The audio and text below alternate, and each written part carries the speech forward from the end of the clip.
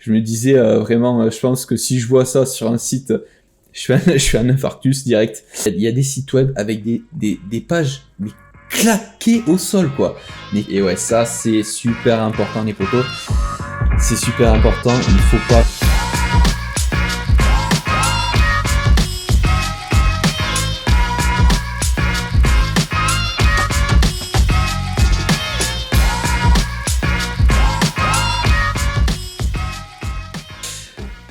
Ok, salut.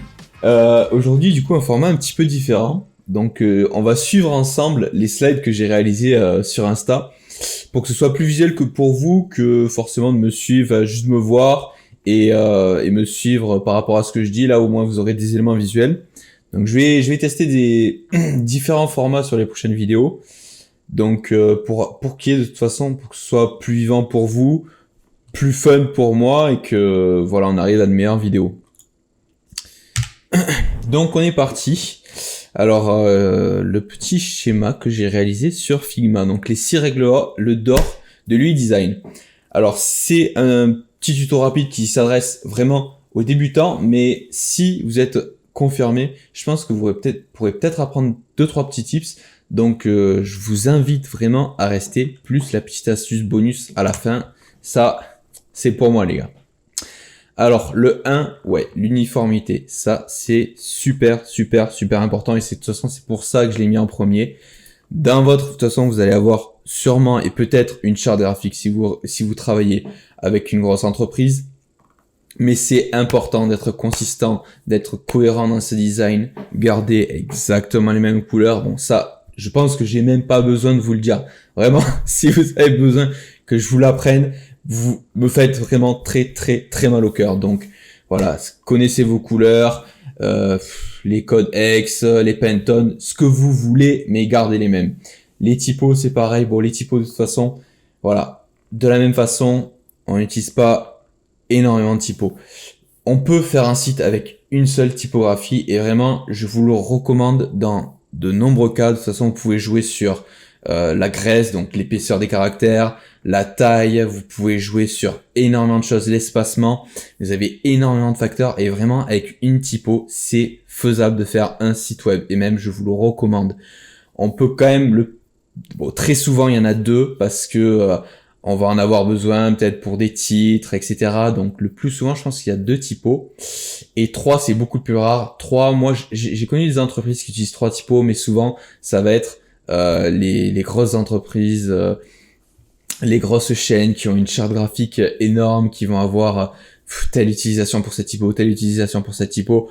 Donc vraiment, vous prenez pas la tête, restez sur 2 ou même une. Vraiment, il y a largement de quoi faire.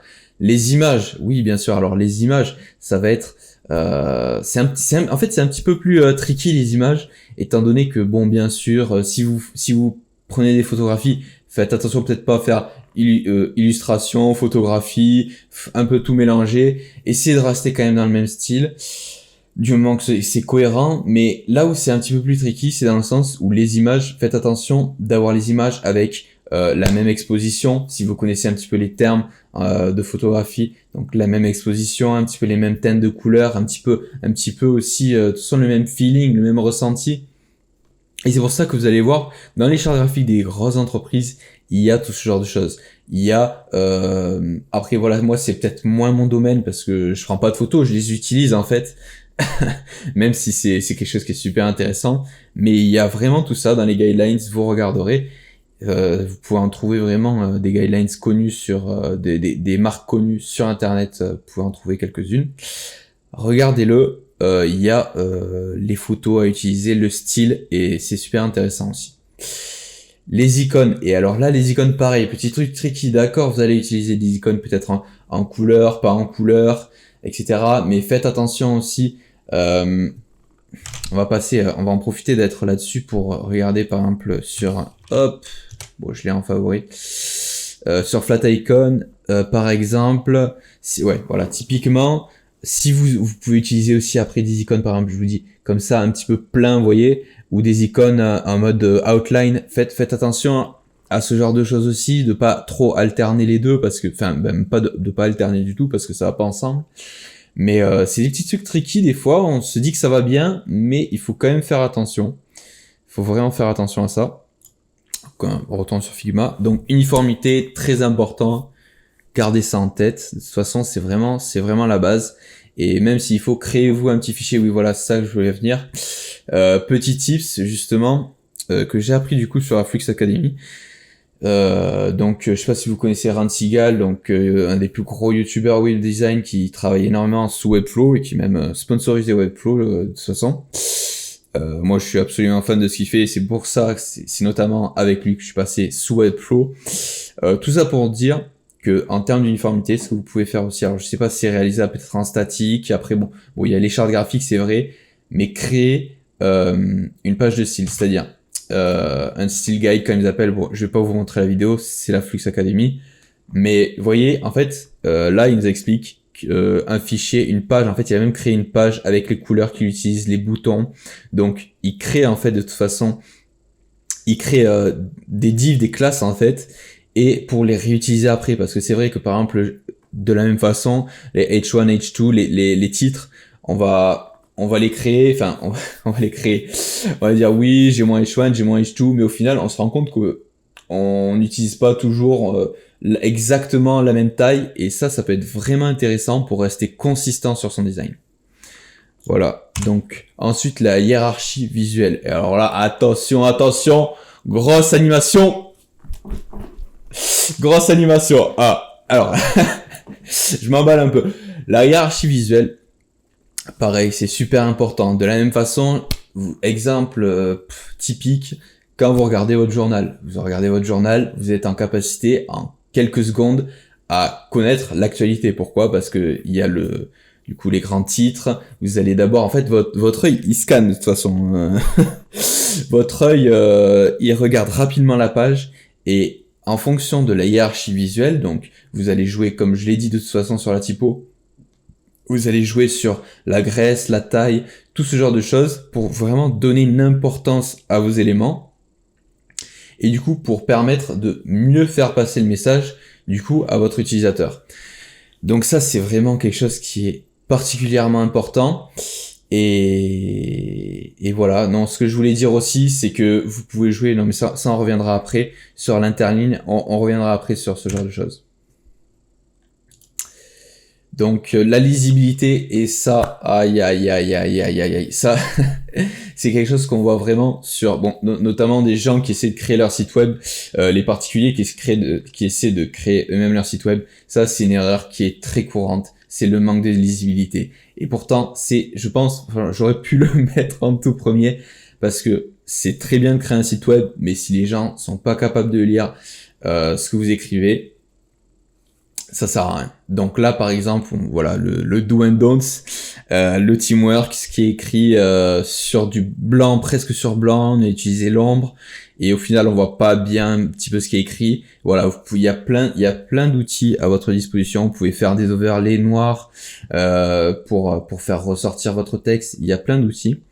Et d'ailleurs, il y a des sites qui me reviennent pas tout de suite en mémoire, mais que je vous noterai en description, qui vous permettent d'analyser en fait, d'analyser vos designs. Même je crois que ça marche avec l'adresse de votre site. Il analyse en fait la page de votre site et il vous permet de donner une notation sur la lisibilité. Alors, je vais le retrouver, je vous le mettrai en description.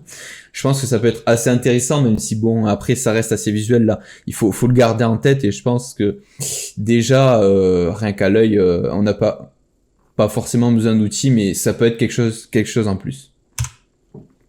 Les espaces blancs, petit exemple sur le site d'Apple. Ouais, les espaces blancs, pareil, encore un gros débat. On n'aime pas ça, les espaces blancs. C'est pas qu'on n'aime pas ça. Les designers, on aime ça, mais les clients, je pense, on a peur que ça donne l'impression qu'on n'ait pas travaillé. Voilà. Là, c'est sûr que le mec, il se dit, il est arrivé, il a fait, bon alors, j'ai un site révolutionnaire, bam, voilà. Non, en vrai, c'est sûr que ça donne un aspect beaucoup plus élégant. Après, voilà, on va être un petit peu, forcément, Apple, il joue la carte du minimalisme, c'est même eux qui ont aidé à le faire exploser. Mais il faut pas avoir peur de l'espace blanc, parce que ça donne vraiment de l'impact à nos designs. Et même pour aller plus loin, voilà, c'est vrai que bon, Bon, là, on a un exemple. Bon, enfin, il y a une phrase sur, il y a une phrase sur la page, mais il y a beaucoup de façons d'utiliser l'espace blanc. Il y a aussi, par exemple, posez-vous la question. C'est vrai que vous allez me dire peut-être oui, je l'utilise bien, etc.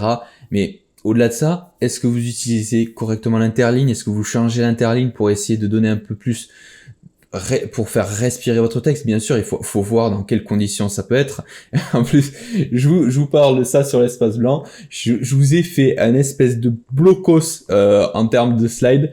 Non, en fait, j'essaie vraiment de trouver j'essaie de trouver quelque chose de lisible parce qu'après, je les mets sur Insta et je veux que ce soit vraiment lisible sur tous les smartphones.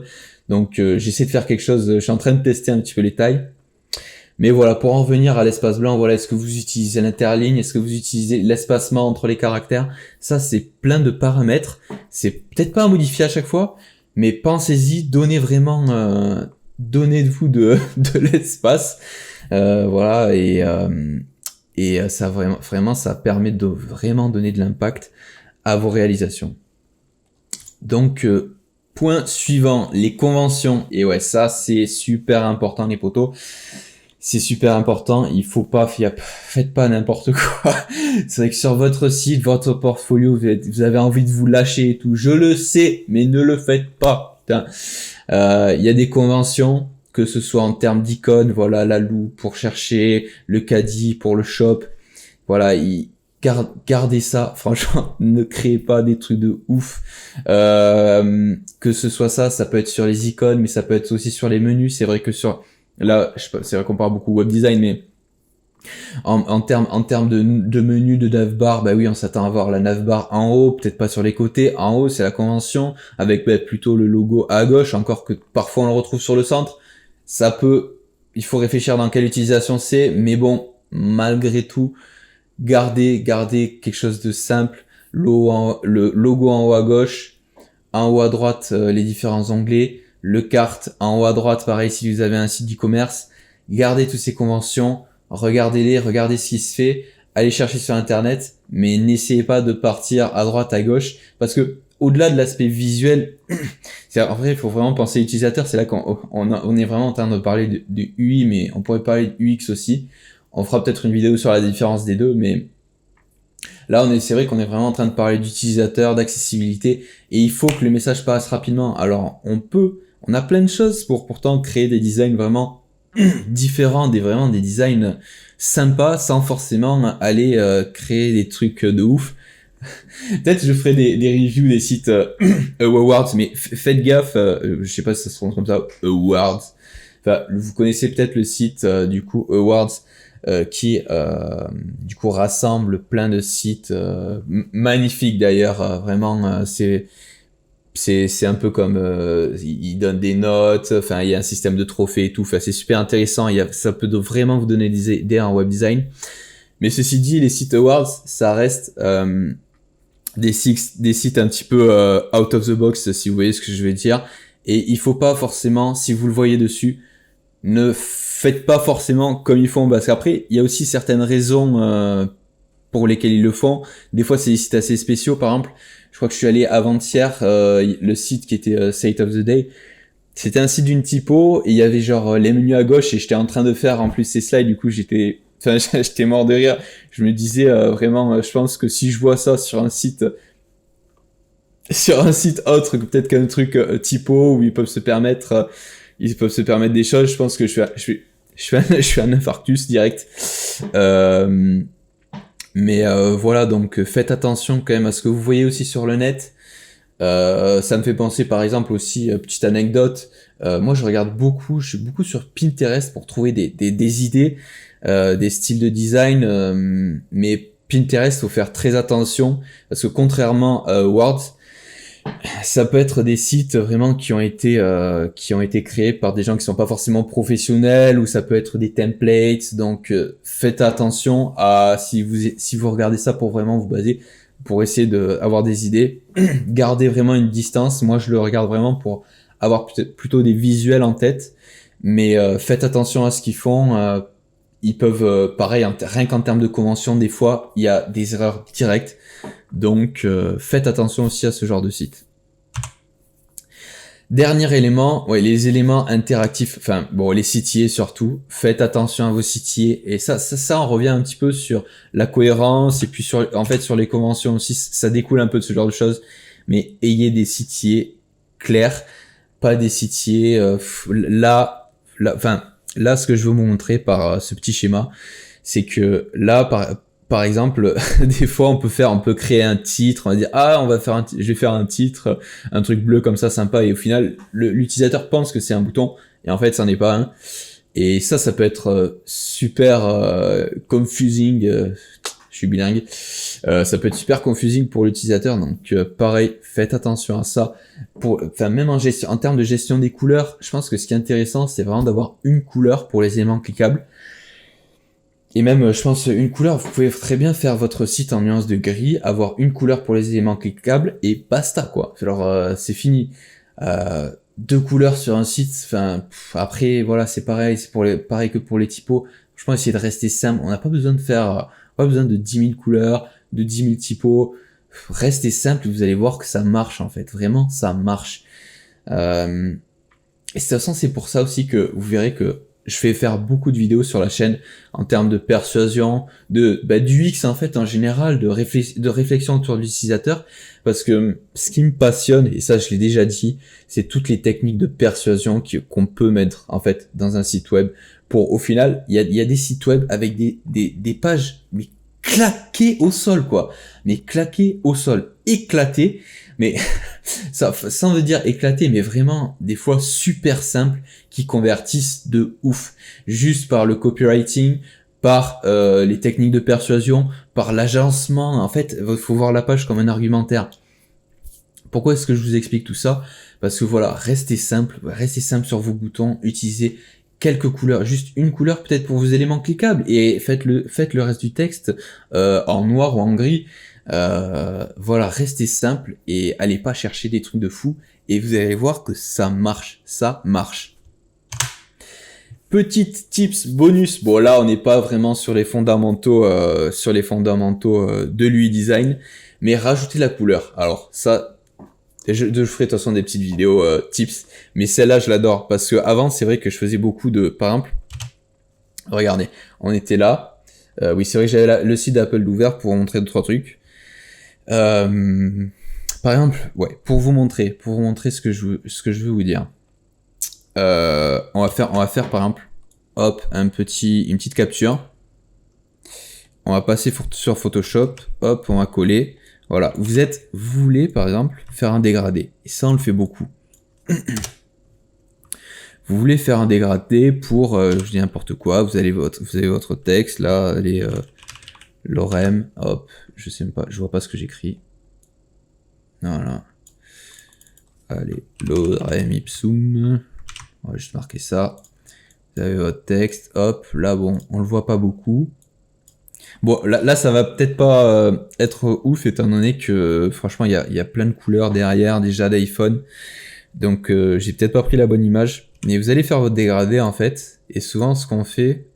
alors là, mince, j'avais un dégradé déjà de fait, je l'aime bien celui-là. A few moments later. Ok. Du coup on va le faire comme ça. Il est 3 heures pour faire un dégradé, il va falloir vraiment que je me remette en question. Donc, non, ce que je vais vous expliquer, c'est que voilà, vous allez faire votre dégradé. Bon, là, vraiment, l'image va pas derrière, rien ne va. Mais, ce que je vais vous expliquer, par exemple, on peut le faire comme ça, on va le faire comme ça. Le mieux, c'est en sélection de couleurs. Mais par exemple, rajoutez de la couleur dans votre dégradé, vous allez voir, ça change. Mais pas forcément beaucoup, vous voyez. Par exemple, on peut mettre un petit peu de bleu, si on le met en colorisé. Si on augmente un petit peu, voilà, la luminosité peut-être.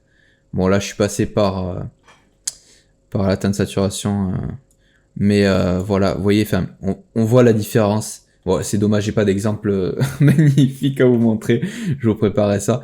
Mais voilà, par exemple, vous voyez, hop, et ça donne, vous voyez, quand je reviens en arrière, là votre ancien dégradé noir, mince. Voilà, et ça donne vraiment beaucoup de couleurs. De toute façon, vous le voyez. Et ça, c'est super intéressant. Vous pouvez utiliser cette astuce aussi avec du texte, plutôt que de faire votre texte, voilà, en noir. Enfin, on le fait souvent. Voilà, on va écrire blablabla, hop. plutôt que de faire votre texte, on va faire le texte en nuance de gris. Voilà, on va être là, par exemple, je vous dis n'importe quoi, ce qu'on fait d'habitude, ou même peut-être un peu plus clair. Rajoutez un petit peu, voilà. Rajoutez là, vous voyez, un petit peu sur du bleu. Ça se ressent. Bon, là, vous le verrez peut-être pas. Mais je vous jure, je vous ferai des meilleurs exemples, je vous promets. Ça se ressent et ça donne tout de suite beaucoup plus de vie à vos designs. Franchement, c'est vraiment super sympa. C'est une petite tips que j'adore, que j'ai découvert il y a un bon moment maintenant. Et voilà, donc voilà, j'ai essayé encore un nouveau format cette fois-ci. On passe là, hop. J'ai essayé encore un nouveau format. Une fois de plus, voilà, suivez-moi sur Insta. Vous retrouverez les slides que je fais à chaque fois et ça vous permettra de récupérer en quelques secondes un petit peu, de vous remémorer. Franchement, c'est hyper cool. Je pense que la prochaine fois, on essaiera encore de nouvelles choses. J'aime bien le format où je puisse vous montrer ce que je fais à l'écran et j'aimerais en fait faire quelque chose d'encore plus dynamique étant donné que là on est sur des slides, c'est assez fixe. Je vous ai fait une petite animation de fou furieux là avec Figma, franchement grosse compétence sur Figma. Mais je voudrais faire des choses encore plus dynamiques et je suis convaincu que je vais y arriver. Le tout, c'est que je puisse également vous fournir en fait un contenu régulier. Donc voilà, restez connectés à fond. Et puis let's go quoi.